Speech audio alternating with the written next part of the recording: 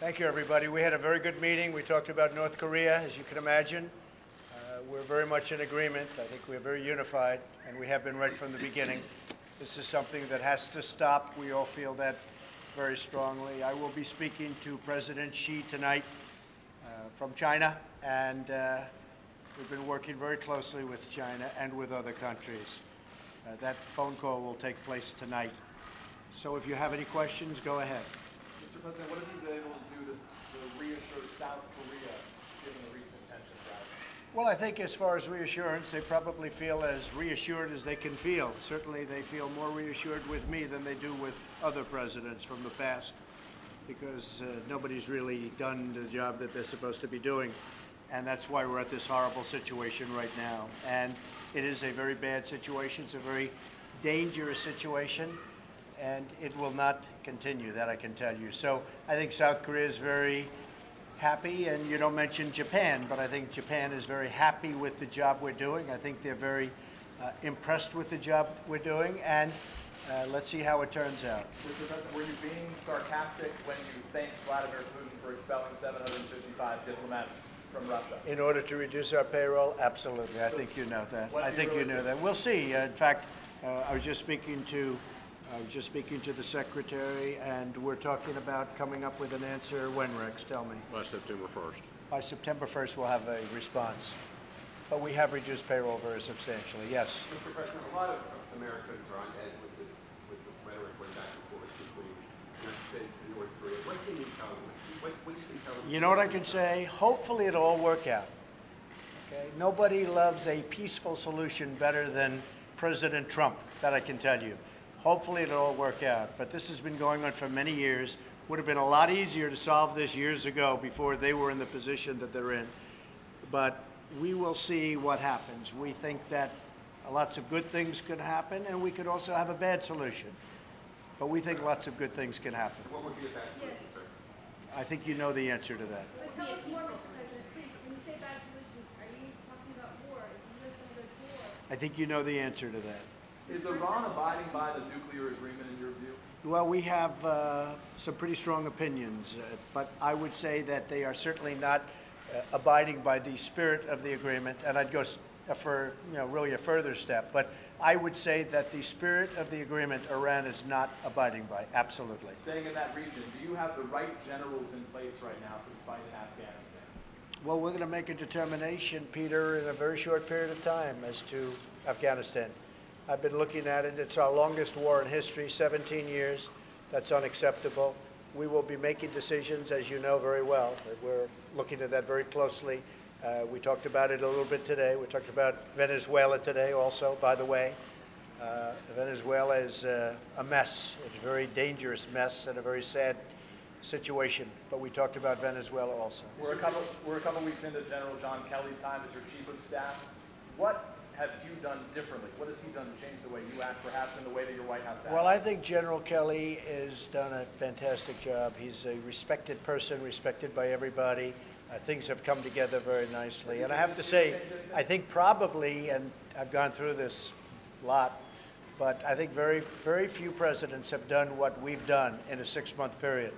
Whether it's optimism in business, whether it's a stock market, whether it's picking up $4 trillion in value with companies and equity, whether it's all of the many things, including a Supreme Court justice, regulations being cut massively. We have, I think it's 48 bills being passed in the I'm talking about legislature, not just executive orders. I think few have done anywhere near what we've done. And we'll work now on tax reform cuts. We'll never stop working on, as you know, health care. That's also working. And we're working on other things, including infrastructure. We're going to have a very big infrastructure bill. So I think nobody's done, very rarely could I say that anybody's done. I'm not sure that anybody's done what we've done in a 6-month period. But I think that General Kelly has brought a tremendous, he's brought something very special to the office of chief. I call him chief. He's a respected man. He's a 4-star from the Marines. And he carries himself like a 4-star from the Marines. And he's my friend, which is very important. Mr. President, a number of Republican senators have rushed to defense of Senator Tillerson McConnell in the last day or so. What do you make of that? And if you reach out I don't make anything of it. We should have had health care approved. He should have known that he had a couple of votes that turned on him, and that should have been very easy to handle, whether it's through the fact that you take away a committee chairmanship or do whatever you have to do. But what happened, in my opinion, last week is unacceptable. People have been talking about repeal and replace for 7 years, long before I ever decided to be doing what I'm doing. 7 years they've been talking repeal and replace, and it didn't happen. And not only didn't happen, it was a surprise. And it was a horrible surprise. And it was very unfair to the Republican Party and very unfair to the people of this country. So I was not impressed. Now, can he do good? I think so. I think we can do very well on taxes, cuts, reform. I think we're going to do well on infrastructure. And things will happen with respect to health care. And I think things will happen maybe outside of necessarily needing Congress, because there are things that I can do as president that will have a huge impact on health care. So you watch. Stay tuned. Have you spoken to the governor of Guam, and what did you tell him? No, I have not, but I feel that they will be very safe. Believe me, they will be very safe. And if anything happens to Guam, there's going to be big, big trouble in North Korea. Have you ordered any change in our military readiness? I don't want to say that. I don't talk about that. You know that. I'm not one that says we're attacking Mosul in 4 months. Okay, we do it or we don't do it. Yes. You're interrupting your trip here to return to Washington on Monday. Can you tell us why you're doing that? Well, this isn't really for me a trip. You know, I stay out of Manhattan because it's so disruptive to go to Manhattan. Now, I will be going on Sunday night. I have meetings on Monday and Tuesday going to Manhattan. But I stay out because it's so disruptive. You know, all of my life, I mean my adult life, because I grew up in Queens, not in Manhattan. But during the time that I lived in Manhattan, whenever a president came in, it was very disruptive. And I think I'm probably more disruptive than any of them. So when they have to close Fifth Avenue, when they have to close 56th Street and many other streets, so I'm here for that reason. We're doing a tremendous amount of work. We're having, large numbers of meetings, and I'm on the phone a lot. But I'm here for that reason. I would love to go to my home in Trump Tower, but it's very, very disruptive to do. So when's your trip to Washington on Monday? Yes, we have a conference scheduled. We have a very important meeting scheduled, and we're going to have a pretty big press conference on Monday. Secretary Tillerson has spoken emphasizing diplomacy. You've spoken increasingly emphasizing the potential for military options. Are you two on the same page? Totally. I can tell you totally on the same page. And Secretary, maybe you'd like to make a statement? Well, I think it takes a combined message there if we're going to get effective movement out of the regime in North Korea. I think the President's made it clear he prefers a diplomatic solution. I think he responded to that in effect just a moment ago. And so I think what the President's doing is trying to support our efforts by ensuring North Korea understands what the stakes are. Speaking of the State Department right now, these recent acoustic attacks we've learned about regarding diplomats, American diplomats in Cuba. Who's responsible for the acoustic attacks? Is it Cuba? Is it Russia? Who's to blame for that?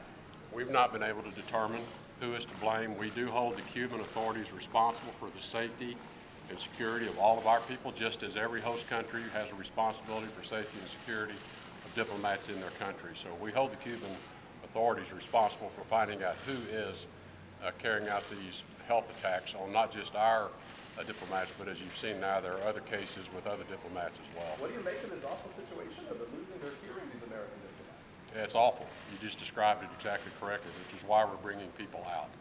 Can you tell us what you're considering for Venezuela? What options are on the table right now to deal with this? We have many options for Venezuela.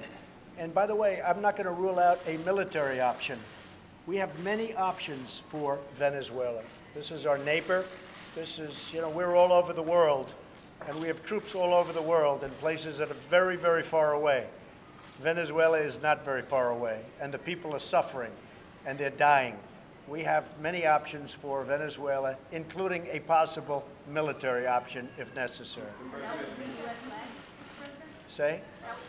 That would be a U.S.-led military operation? We don't talk about it, but a military operation, a military option is certainly something that we could pursue.